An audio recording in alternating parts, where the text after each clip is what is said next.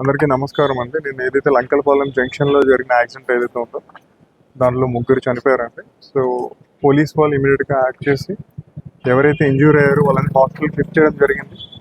అలాగే వాళ్ళకి కావాల్సిన నెసరీ హెల్ప్ కూడా చేయడం జరిగింది. ఈ యాక్సిడెంట్ రికార్డింగ్ ఏదైతే కారణాలు ఉన్నాయో అన్ని కూడా అప్డేట్ చేస్తున్నాము. మేము ఫర్దర్ ఒక 1 or 2 డేస్లో మీకు కంప్లీట్ అప్డేట్ ఇస్తామండి recording this accident, A reasons వల్ల జరిగింది అంతా కూడా. అంటే ఎంతమందికి ఒకసారి రివ్యూ చేసి చెప్తామండి. ప్రస్తుతానికి మనకి చాలామంది ఇంజూర్ అయి ఉన్నారు. సో వాళ్ళందరిది ఇన్ఫార్మ్ చేసి పక్కాగా మళ్ళీ వెరిఫై చేసి 1 more రౌండ్ మేము అందరం విజిట్ చేసి హాస్పిటల్స్ వాళ్ళ హెల్త్ స్టేటస్ ఎలా ఉందో చెక్ చేసుకునేసి మేము ఫర్దర్ మీకు అప్డేట్ ఇస్తాం. ప్రస్తుతానికి అయితే ముగ్గురు చనిపోయినారు మనకి ఆ జంక్షన్లో. వీళ్ళందరూ కూడా మనకి ఇక్కడ పర్వాడ్లో వర్క్ చేసే వాళ్ళు ఉన్నారు. కొంతమంది బయట షాప్లో వర్క్ చేసే వాళ్ళు ఉన్నారు. పర్వాడ లిమిట్స్ అనకాపల్లి వాళ్ళు ఉన్నారు. అందరు కూడా మన లోకల్ లిమిట్స్ పర్వాడ అనకాపల్లి వాళ్ళు ఉన్నారు. Press note sir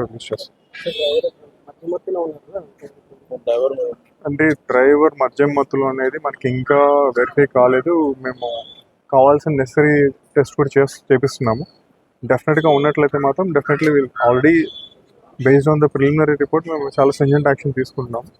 and further కూడా ఇన్వెస్టిగేషన్ అనేది కూడా మీకు చెప్తాం. కంటైనర్ అక్కడి నుంచి కంటైనర్ ఇది మనకి పోర్ట్ దగ్గర నుంచి మనకి తెలంగాణ వెళ్తుంది.